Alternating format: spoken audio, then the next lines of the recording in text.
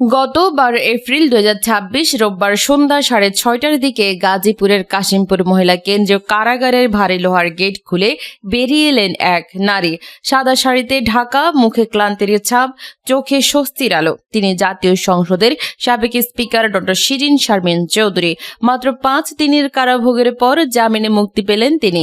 কিন্তু এই মুক্তির পেছনে যে গল্প লুকিয়ে আছে তা শুধু আদালতের কাগজপত্র বা স্বাস্থ্যগত কারণ নয়, এর মূলে রয়েছে রাজনৈতিক সিদ্ধান্তের এক অদৃশ্য সুতো, যা টেনে ধরেছেন বাংলাদেশের বর্তমান প্রধানমন্ত্রী তারেক রহমান।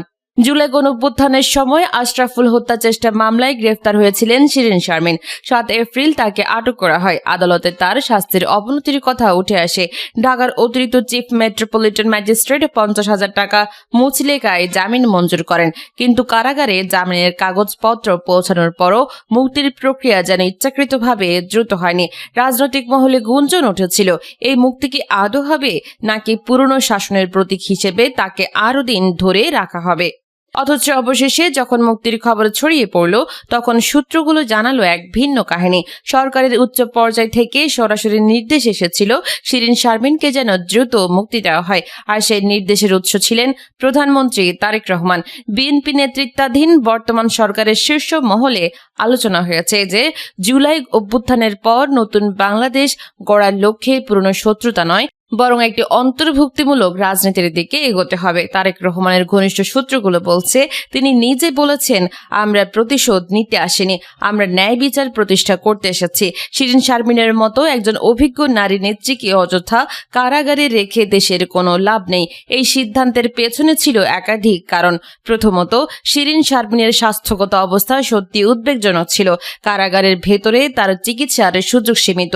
দ্বিতীয়ত, আন্তর্জাতিক মহলে বাংলাদেশের নতুন সরকারের ইমেজ তৈরি হচ্ছিল। মানবাধিকার সংস্থাগুলো নজর রাখছিল। তারেক রহমান চেয়েছিলেন নতুন সরকার যেন কোনোভাবেই পুরনো আওয়ামী লীগ সরকারের মতো প্রতিহিংসার রাজনীতির অভিযোগ না পড়ে। তৃতীয়ত, দলীয়ভাবে বিএনপির অনেক নেতা মনে করেন শিরিন শারমিন স্পিকার হিসেবে সবসময় সংসদীয় প্রথা মেনে চলার চেষ্টা করেছেন। তার বিরুদ্ধে আনা অভিযোগগুলো রাজনৈতিক প্রতিহিংসার অংশ বলে অনেকে মনে করেন। মুক্তির পর শিরিন শারমিন ঢাকার উদ্দেশ্যে রওনা দেন। তার ঘনিষ্ঠজনরা জানিয়েছেন, তিনি খুবই আবেগ আপ্লুত। কারাগার থেকে বেরিয়ে প্রথম কথা ছিল, আল্লাহর কাছে শুকরিয়া, দেশের মানুষের জন্য প্রার্থনা করি। তবে রাজনৈতিক বিশ্লেষকরা বলছেন, এই মুক্তি শুধু একজন ব্যক্তির মুক্তি নয়, এটি নতুন সরকারের একটি বার্তা যে তারেক রহমানের নেতৃত্বে বাংলাদেশ এখন ক্ষমা ও পুনর্মিলনের পথে হাঁটতে চায়। পুরনো শাসনামলের অনেক নেতাকর্মী এখনও কারাগারে। তাদের মধ্যে অনেকের ক্ষেত্রে একই ধরনের নির্দেশ আসতে পারে বলে জল্পনা চলছে।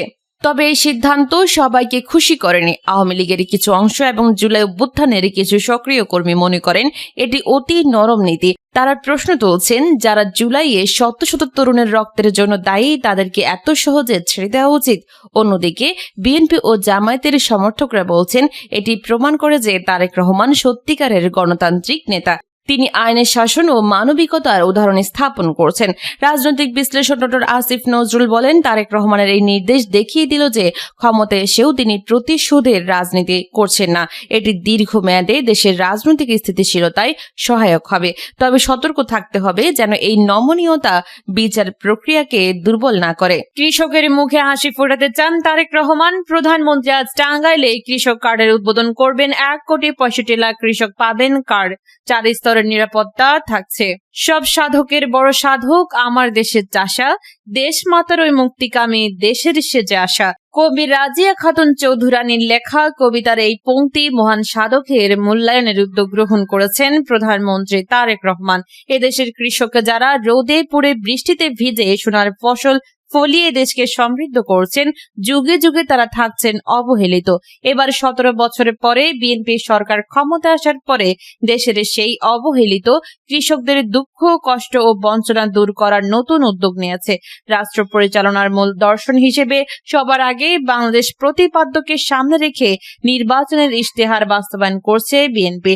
মহান আল্লাহর প্রতি পূর্ণ আস্থা ও বিশ্বাসের ভিত্তিতে একটি ইনসাফ ভিত্তিক, মানবিক ও সমৃদ্ধ বাংলাদেশ গঠনে করব কাজ। গর্ব দেশ প্রত্যয় নিয়ে প্রধানমন্ত্রী তারেক রহমান নিরলস প্রচেষ্টা চালিয়ে যাচ্ছেন। প্রধানমন্ত্রী তারেক রহমানের বাবা সাবেক শহীদ প্রেসিডেন্ট জিয়াউর রহমানের মাতা সাবেক প্রধানমন্ত্রী মরহুম বেগম খালেদা জিয়ার মতো বিভিন্ন বাস্তবমুখী পরিকল্পনা ও বিএনপির নির্বাচনী ইশতেহারে অঙ্গীকার কৃষক কার্ড কর্মসূচি বাস্তবায়ন শুরু করছেন। কৃষক কার্ড বিতরণ কর্মসূচির উদ্বোধন করতে আজ পহেলা বৈশাখ প্রধানমন্ত্রী ও বিএনপি চেয়ারপারসন তারেক রহমান টাঙ্গাইলে আসছেন। তার সফরকে ঘিরে টাঙ্গাইল সহ আশেপাশের এলাকাগুলোতে ব্যাপক সাজ রব ও উৎসবের আমেজ তৈরি হয়েছে। প্রধানমন্ত্রী হিসেবে দেশে তার দ্বিতীয় জেলা সফর ও টাঙ্গাইলে প্রথম আগমন। সড়ক পথে সকাল 8টায় নিজ বাসভবন থেকে টাঙ্গাইল জেলার উদ্দেশ্যে রওনা হবেন। পরে সকাল 10টায় প্রথমে তিনি সন্তোষে মাওলানা আব্দুল হামিদ খান ভাসানের কবর জিয়ারত করবেন। এরপর তিনি সকাল 10:30টায় টাঙ্গাইল মারুফ স্টেডিয়ামে সারা দেশব্যাপী ফ্রি পাইলটিং কৃষক কার্ড বিতরণ কর্মসূচির উদ্বোধন করবেন এবং কৃষক সমাবেশে ভাষণ দেবেন। আজ দুপুরে 12:15টায় শহরের পৌর উদ্যানে কৃষি মেলার উদ্বোধন করবেন। তার আগমন উপলক্ষে শহরের রাস্তাঘাট মেরামত করা হয়েছে এবং তৈরি করা হচ্ছে গেট ও তোরণ। স্টেডিয়াম মাঠে চলছে মঞ্চ ও প্যান্ডেল তৈরির কাজ। শহরের পৌর উদ্যানে কৃষি মেলার বিভিন্ন স্টল নির্মাণ করা হয়েছে। সার্কিট হাউস, স্টেডিয়াম ভবন, স্টেডিয়ামের গ্যালারি সহ আশপাশের সড়ক ও এলাকায় চলছে পরিচ্ছন্নতার কাজ। সারা শহরে চলছে সাজসজ্জা। রাস্তার দুপাশে বিভিন্ন রঙিন পতাকা দিয়ে শোভাবর্ধন করা হচ্ছে। প্রধানমন্ত্রী ও বিএনপি চেয়ারপারসন তারেক রহমান, বিএনপির নেতা কর্মীরা রাস্তার দুপাশে তাকে ফুল দিয়ে স্বাগত জানাবেন। টাঙ্গাইল জেলার বিএনপি ও অঙ্গ সংগঠনের নেতা কর্মীরা সড়কে শৃঙ্খলা বজায় রাখতে সার্বিক সহযোগিতায় রয়েছেন। এছাড়া থাকছে 4 স্তরের নিরাপত্তা।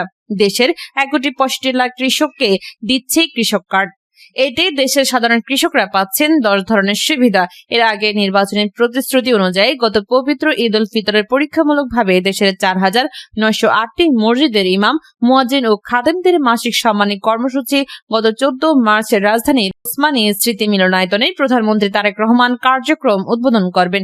একই সঙ্গে 990টি মন্দিরের পুরোহিত, 144টি বৌদ্ধ বিহারের অধ্যক্ষ এবং 396টি গির্জার যাজক সহ উপাসনালয় সংশ্লিষ্ট দায়িত্বপ্রাপ্ত ব্যক্তিদেরও এই সম্মানে দেওয়া হয়। সরকার 4 ধাপে এই কর্মসূচি বাস্তবায়নের পরিকল্পনা নিয়েছে। প্রথম ধাপে 2026 থেকে 27 অর্থ বছরে বরাদ্দ লাগবে প্রায় 1,100 কোটি টাকা। পরের বছর 2027 থেকে 28 অর্থ বছরে ব্যয় দাঁড়াবে প্রায় 2,200 কোটি টাকা।